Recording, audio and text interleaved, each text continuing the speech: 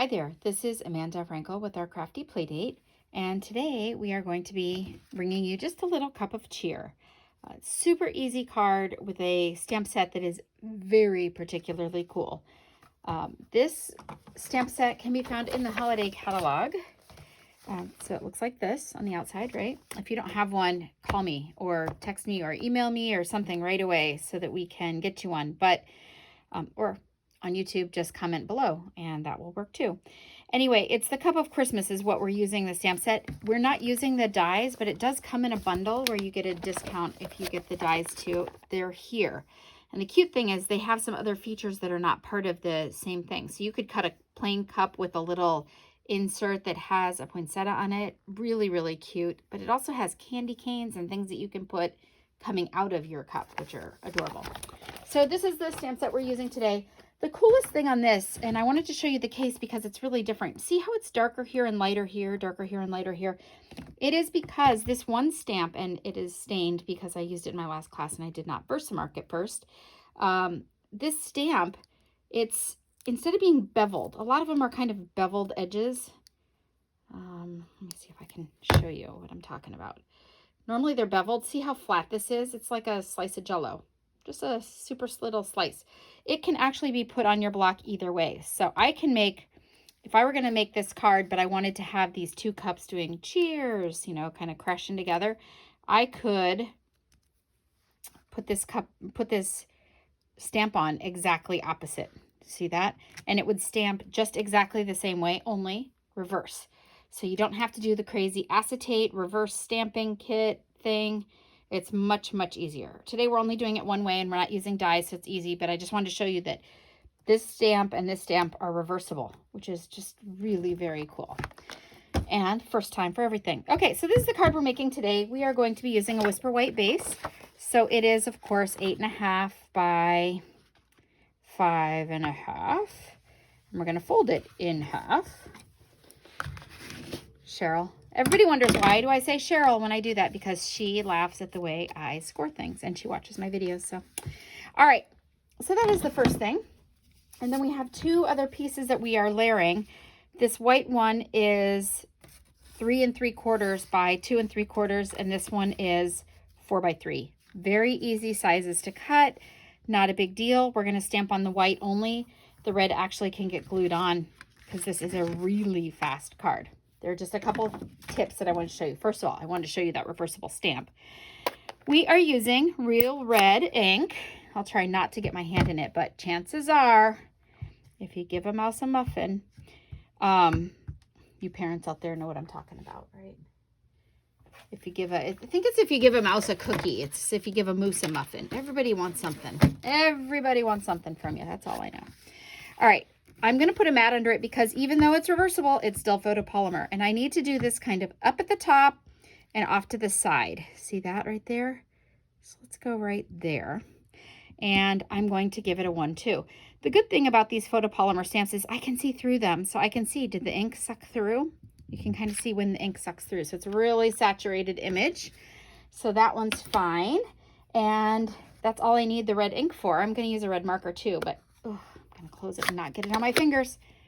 Look at that, guys. No red on the fingers. Crazy. All right, we are going to use Memento for the sentiment. The sentiment that I've chosen is sending you a cup of cheer. You saw that because I already told you. I'm going to ink this up. So the red pad is firm foam, but the Memento is still a linen pad. So you do have to kind of really pay attention to what you're doing. I'm going to stamp and I can watch the ink literally come right off the stamp. You'll see when you do it yourself. But that image is just perfect. Put the lid on this and, oh, I was really close. I was really close to not getting covered. Maybe I can wipe most of it off. I'm going to color. So I am using the Real Red marker and Call Me Clover. Call Me Clover is one of the ink colors that will be retiring next June. So if you like this green, which I like this green, you're going to want to do that. Get it. So thin edge, thick edge. I'm going to use the thick edge because I'm lazy. And just color the leaves because I can kind of do it with one little stripe pretty much. Instead of having to, you know, focus. concentrate, that kind of thing. Ooh, it's kind of hard when they're small. So I'm only doing the little leaves in green. And quite honestly, you cannot tell unless you look closely at the card, but it's just one of those other little things that makes you feel good. I'm using the skinny edge of the red though, because these little dots, these little holly berries are so particularly tiny. When I first made this card, I auditioned a lot of cards for my Christmas club. I kind of remake them several times. And when I first made it, I tried to use the red little rhinestones in there for the berries, and they were just too big. It threw the whole thing off. I am now, so that's stamped, done. The next thing I need to do, I can get rid of that because we're done with that. The next thing I need to do is tie this ribbon. This ribbon is the Cherry Cobbler, I don't know what it is. It's this ribbon. It's in the holiday catalog also. The thing that you have to watch for with this ribbon, the trick, is this side is a little more white and that side is a little more red. See how that looks? Can you see the difference there? So that when you tie it, if you want all of the more white to be on the outside, you have to finagle a little bit with your bow. This is a bow maker. I'm going to do it from the top, so it's going to be a little harder for you to see. I do have a video that's from this angle here, so you can really see what I'm doing. And if you need a bow maker, I have a customer whose husband makes those for me. So I do have some available, and you can email me and I can send one to you. It's not a big deal. All right, so now when I go to fold it, I want to make sure, this is from the front here that you're seeing now. I'm going to tip it. I want to make sure that they're like this. I don't want to let it do this. So with the bow maker, you can twist it before you pull it. Okay, and that allows the knot to help hold these little legs from flipping too much. And then once you pull it, it's a little bit locked in, but it's good. Okay, and I'm gonna be bossy with it because that's what you have to do. And there is my very perfect little bow. You notice that I did not cut it off the spool before I started because I wanted to not have a lot of waste, because that's my thing, right? That's my jam.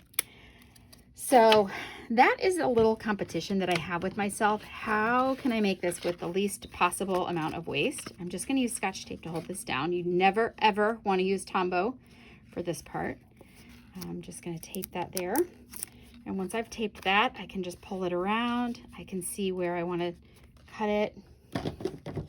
I can use my scissors right here and put a little tape. And as you can see, there's no extra waste laying around. It stays on the spool. All right, so what I was saying is I do this little challenge. So even in the morning when I'm making my coffee, while my coffee is brewing, I see if I can empty the dishwasher before my coffee is done brewing. It's a little competition. Not that I'm competitive. Well, I'm very competitive, so that's not even true. All right, liquid Tombow here. So I do the dishwasher competition every morning while I make my coffee to try and beat it. And then I also do the how little waste can I come up with. I know. Hey, we got to make our own fun when we get old, right? All right, you can use your grid paper here to kind of make sure that that's straight, right? But I just eyeball it. This part is going to be on dimensionals. I wanted it popped up just a little bit. It does a couple of things when you pop it up. One, it keeps the ribbon from making bulk under the edges. But two, it just looks kind of cool. It just looks a little more fancy. All right, so we are using Stampin' Dimensionals. And I'm going to use 5. So why so many? Well, they're really inexpensive. So you should just go ahead and splurge. They're about a penny a piece when you use them. So 5 cents for, I care about people 5 cents. The 5th one, I'm going to put in the middle. And the reason that I'm going to put it in the middle is if you don't put one in the middle, you will end up with a saggy bottom. And nobody, particularly nobody my age, wants a saggy bottom. All right, so whatever we can do to keep our bottoms from sagging, which in this case is add an extra dimensional, would be good. We're going to do that. Good. Almost done. We're just going to add some rhinestones. The rhinestones that we're adding, you know, I threw out the packaging, but I don't know why. They are Stampin' Up. They're in the, I want to say they're in the regular catalog, and they are awesome. And I don't have my take your pick tool over here. I don't know why. So I'm just going to use my scissors. A tip that I have for you here too is a lot of people will try to use them like this and use them as if they're tweezers, but then when they pull it off, sometimes they pull it right off the adhesive here, and then it won't stick to anything. So don't do that. Don't use them as tweezers. Use them as a little spatula instead if you pry. Okay, I'm going to put this one here first because the most important one is I don't want it hanging too far off the edge, right? And then I'm going to put my second one on, and before I push it down, I'm going to kind of eyeball to make sure that it's okay where it is. Now it's stuck to my finger. See, if I had used my take your pick tool, I would not have had this problem. I would have put it right where I'm chastening it all over. I would have been able to put it right where I wanted it. So find your take your pick tool before you start making a video, but B, just making cards for yourself. You will make yourself a whole lot happier. All right.